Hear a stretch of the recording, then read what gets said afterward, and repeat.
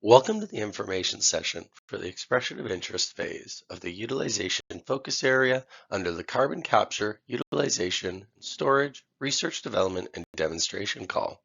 Please note that the presentation will be uploaded to the program webpage shortly after this information session.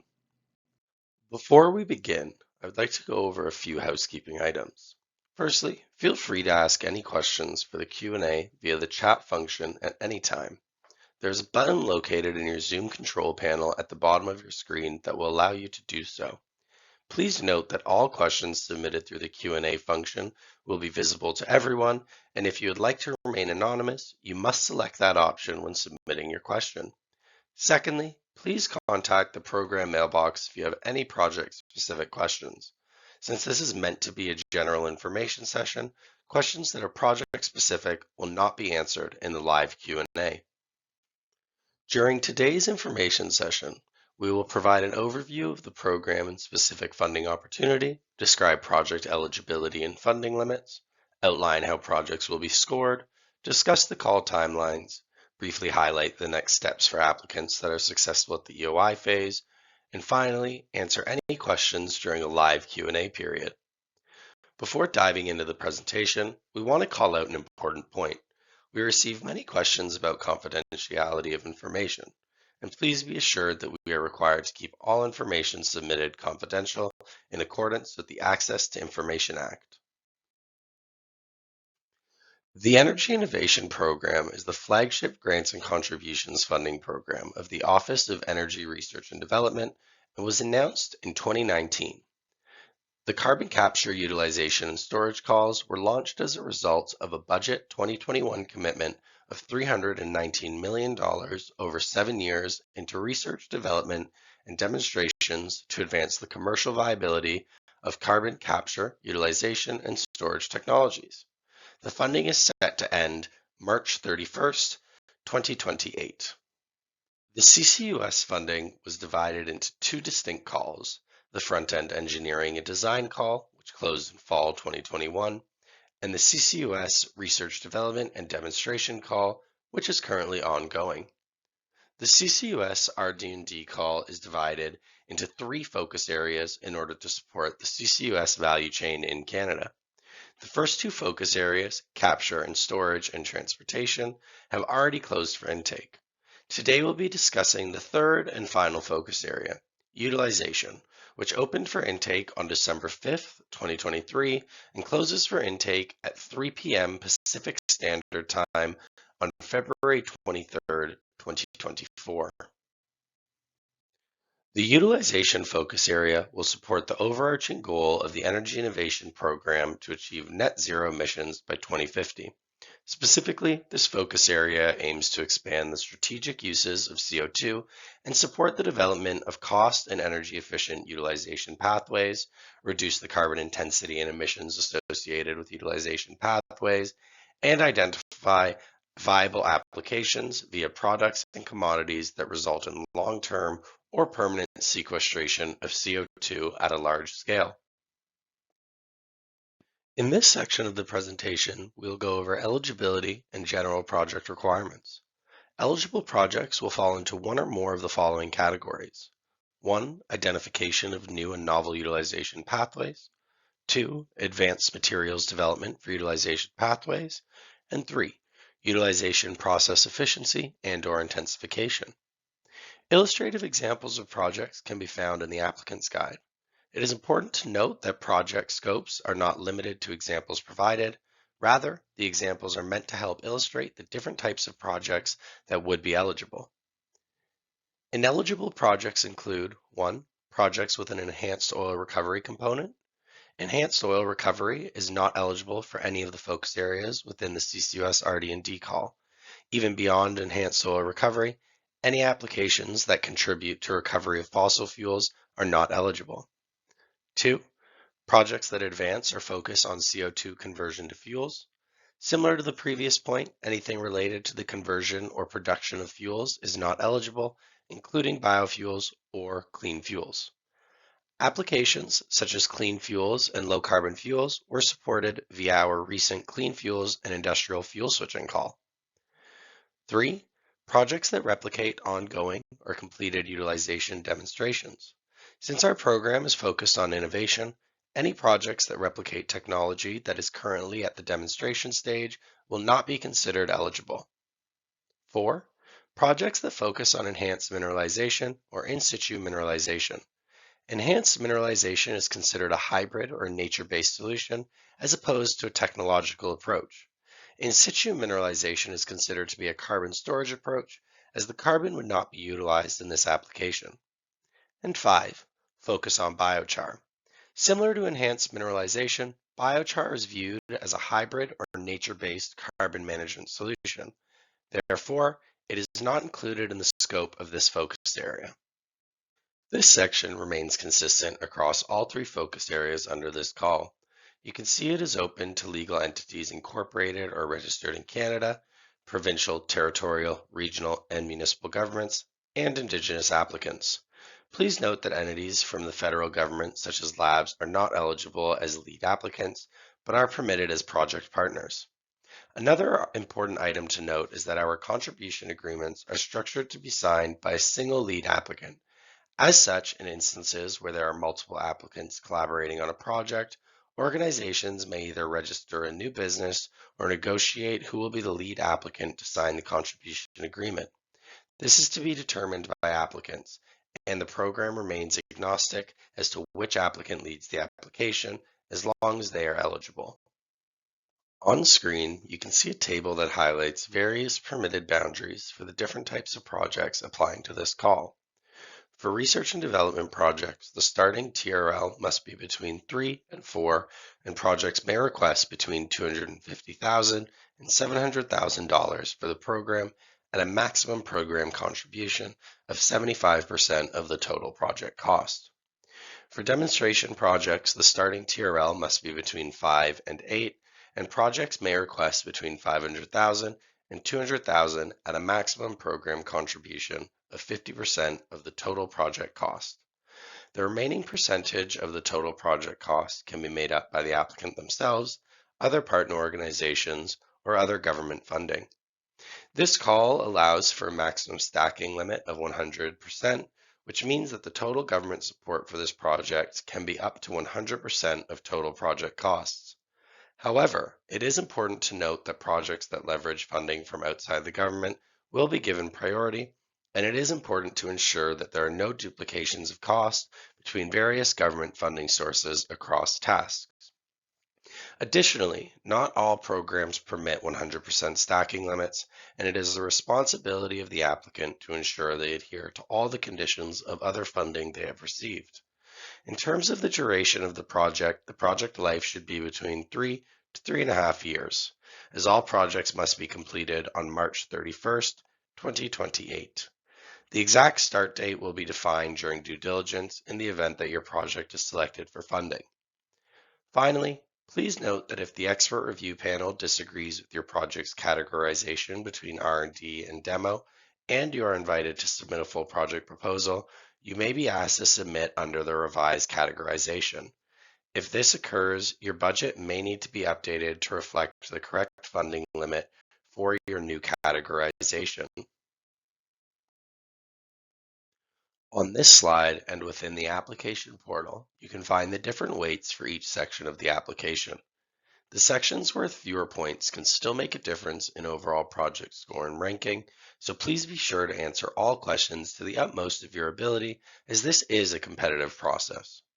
We will now walk through each of the sections and provide some additional context and guidance to help with answering the application questions. We ask that you please read each question in the application portal very carefully before completing your application. Please note that for all of the following slides outlining the scoring breakdown, the weight column indicates the total points, which is equal to the percentage of the total score that each section is worth. Each question also has a character limit to provide guidance on the level of detail we are seeking. When responding to this question, please explain how your project aligns with one or more of the call objectives. Even if you believe it to be self-explanatory, it is important to be clear and specific in your response, as the reviewers will be instructed to score based on the quality of your description. Beyond ensuring that your technology and innovation are described in a clear, logical, and sound manner, you should also explain how your technology or process contributes to the stated objectives in the previous question. Foundational work is closely related to the previous question on technology and innovation, as it will help substantiate and justify your focus on a particular technology. This section helps to demonstrate to reviewers that you have done the necessary legwork before requesting funding for your project. This is not limited to work that your team has done, but rather can include work conducted by others that you are building upon. Please provide details such as research projects or publications that have inspired the current project. It is also important that you clearly articulate the learnings from the previous work and how they will be applied to this project. This section is not mandatory for all applicants. However, applicants that are able to demonstrate they fulfill the preferred project criteria will be eligible to receive up to 10 additional points for their project. One key thing to note in this section is that the preferred criteria about life cycle analysis, techno-economic analysis, and monitoring, measurement, and verification could mean that you have already applied one of these tools to your project or that is included as part of your project plan. In terms of permanence, we're looking for projects that have the potential to sequester carbon for up to 100 years or more.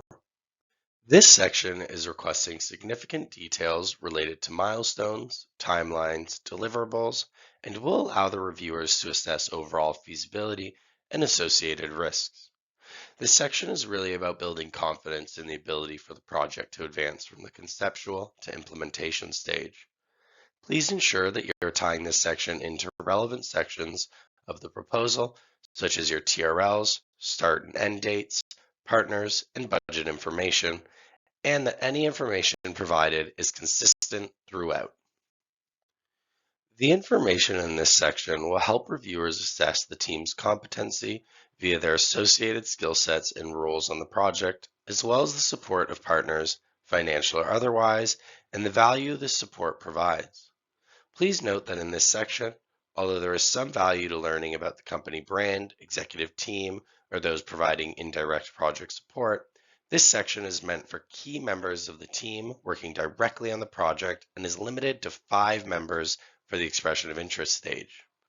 For partners, please be specific when describing what type of contribution they are providing and be specific in quantities, whether it be in dollars they'll be providing the project or other quantifiable types of support. As part of the overarching CCUS RD&D call, it is important that the project is able to demonstrate GHG impacts via reduced carbon intensity of the process, enabling of carbon capture, and/or enhanced duration of carbon sequestration. We recognize that a wide variety of projects are eligible under this call, and therefore it is not mandatory for projects to be able to provide a response for all 3 prompts. First and foremost, we ask that you quantify the impact for the prompts where possible. If you're unable to quantify, we ask that you qualitatively describe the GHG impacts for these prompts. And finally, if neither are possible, then you justify why the prompt is not relevant to your project. If the technical review committee believes that you could have answered the question either qualitatively or quantitatively based on the description of your technology and project plan, but did not, you will be penalized in this section. This section will demonstrate to the reviewers that you have been thinking about the potential impacts of your project beyond the immediate work. These points can help distinguish between projects that otherwise score very similarly and have the potential to differentiate between being invited to submit a full project proposal or not. Do not ignore this section and take it as seriously as you do all the others. Similar to the GHG section, it is not mandatory that you plan to provide all listed outcomes in the application form, including IP, knowledge dissemination, codes and standards, and revenue generation. Rather, we're looking at whether your response is appropriate based on your project and whether any expected outcomes are substantiated with evidence or plans. On screen, you can see some of the key phases of this call, along with the general timeline that the focus area will follow. The most immediately important date here is that all expressions of interest are due on February 23rd, 2024 at 3 p.m. Pacific Standard Time. This deadline is fixed and the program will be unable to provide extensions to any applicants. The rest of the dates are more broad and give a general idea of the timelines that we anticipate following for making funding decisions. This is intended to provide transparency and align expectations to support your overall project plans. We are excited that our intake process has evolved from the prior two focus areas of this call, which used fillable PDF applications. And as many of you have likely already seen, we are now using our new online application portal. If you type out the link on screen or follow the link from our focus area landing page, you will be brought to an online application portal. This is a secure portal that you can log onto via GC key or through your bank. Within the portal, you can save your changes as you go and invite collaborators that are able to access and contribute to the application. If you're having any difficulties with the application portal, please let us know via the email on the screen as soon as possible so we can address the issues well in advance of the submission deadline. Once you submit, you can also save a PDF version of your application for your own records. Regardless of the outcome of your application, you will receive a formal letter notifying you of your invitation to the full project proposal phase or rejection at the expression of interest phase. If you are invited to submit a full project proposal for your project, please note that you will be provided with some feedback, and it is expected that you address the feedback in the submission of your full project proposal. You'll also be given access to the full project proposal application form via our application portal. The full project proposal is longer than the expression of interest and will generally require you to provide more detail on similar themes covered in the expression of interest. However, the full project proposal may also include some new themes and questions.